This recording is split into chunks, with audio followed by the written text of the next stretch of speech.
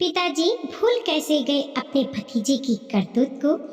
Rakesh balcony में बैठे, एक हाथ में पेपर और दूसरे हाथ में मोबाइल लिए पता नहीं किस सोच में डूबा था। सामने टेबल पर चाय ठंडी हो रही थी, पर उसका ध्यान। रिया ने पीछे से आवाज लगाई, कहाँ ध्यान है आपका, चाय भी ठंडी हो गई। रिया, गांव से पिताजी का फोन था। पिताजी का फोन सुबह सुबह, क्या बात है। रिया भी थोड़ी चिंतित हो गई। क्या कहा उन्होंने जो आप सोच में पड़े हुए हैं। वो दिल्ली जाना चाहती है, मुझे टिकट भेजने को कहा है। दिल्ली? इस बार रिया की आंखों में प्रश्न चिन्ह था। हाँ, कल के लिए ही टिकट चाहिए, वो अभय के पास जाना चाहती है। पिताजी का दिमाग खराब हो गया है क्या? अभय के पास क्यों जाना चाहती है? बता रहे थे उसका तबीयत खराब है और वह हॉस्पिटल में है। उसकी पत्नी ने फोन किया था पिताजी के पास। तबीयत खराब है तो होने दो, ऐसे लोगों का यही हाल होना चाहिए। और मैं कहती हूँ कि क्या जरूरत है पिताजी को वहाँ जाने की। पिताजी भूल कैसे गए अभय की करतूत को। रिया गुस्से में बोले जा रही थी और राकेश के दिमाग में फिर वही बीता हुआ घटनाक्रम रिपीट होने लगा।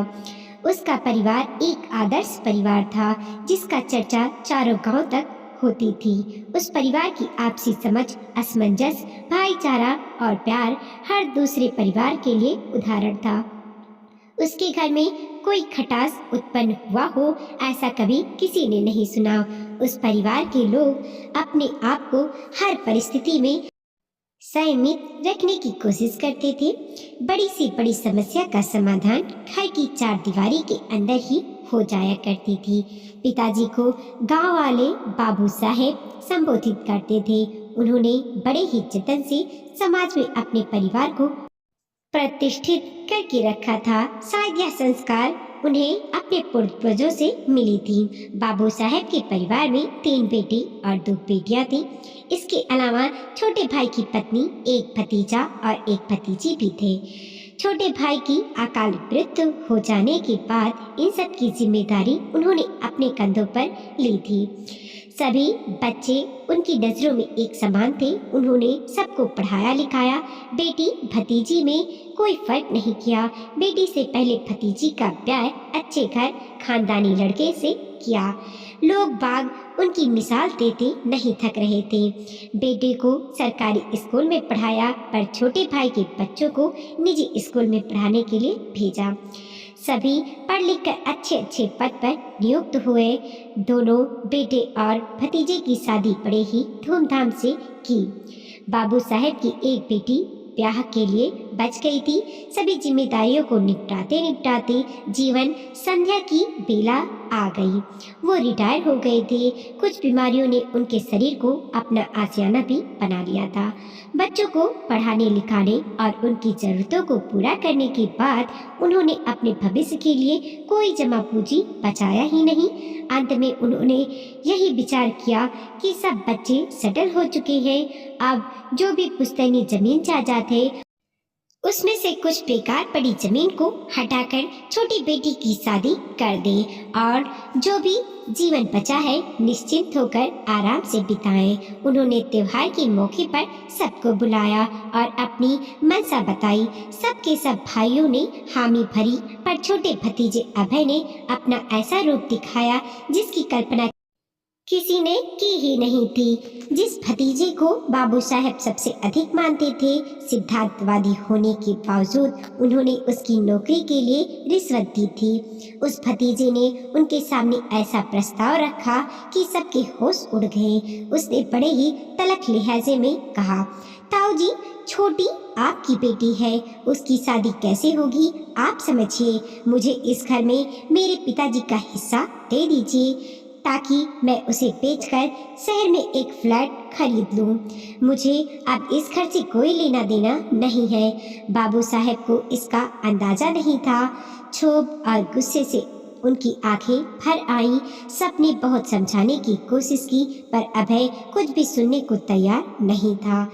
घर से बाहर यह खबर नहीं पहुंची।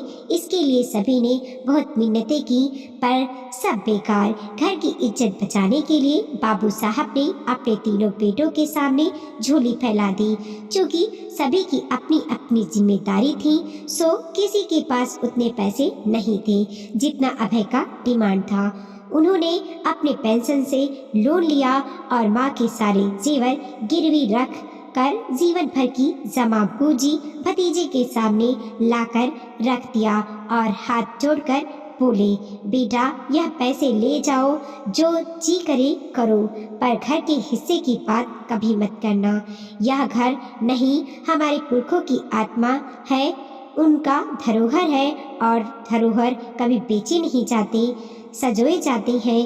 पिताजी के नसीहत को नजरअंदाज कर अभय पैसे और परिवार के साथ दिल्ली लौट गया। उसके बाद 7 सालों में न आया और न किसी की खोज खबर ही ली। यहाँ तक कि अपनी माँ के बारे में भी कभी नहीं पूछा। बेचारी माँ के आंचल का कोरा हमेशा आंसुओं से भीगा रहा था। बाहर किसी को तो नहीं पता चला, पर पिताजी अंदर से बिल्कुल टूट गए। लोग क्या कहते होंगे, यही सोच सोच कर मौन रहने लगे। धीरे धीरे उन्होंने बिस्तर पकड़ ली। छोटी पढ़ने में होशियार थी, वह ग्रेजुएशन के बाद कंपटीशन की तैयारी करने लगी। उसकी मेहनत रंग लाई। आज वह बैंक में पीओ के पद पर कार्यरत है। शादी के लिए कई ऑफर आ रहे हैं, बस उसकी हाँ की देरी है। हाँ के लिए सिर हिलाते ही झटके से मोबाइल राकेश के हाथ से नीचे फिसल कर गिरा। दोबारा से पिताजी का कॉल था। उसने हड़बड़ाहट में कहा, जी पिताजी बोलिए। जी ठीक है, रिया ने इशारे से पूछा। क्या कह रहे हैं पिताजी? मुझे भी साथ चलने के लिए कह रहे हैं, राकेश ने रिया से कहा। आप मना कर दीजिए, रिया मुंह बिचकाते हुए बोली। ऐसे संस्कार नहीं है मेरे जो उन्हें मना कर दूं। अब पिताजी कह रहे हैं तो जाना ही पड़ेगा। अगले दिन ऑफिस से छुट्टी लेकर राकेश गाड़ी से पिताजी के साथ दिल्ली निकल गया। वहां पहुंच वो लोग बताए पते पर हॉस्पिटल पहुंच गए। अभय की पत्नी इन लोगों को देखते ही जोर जोर से रोने लगी।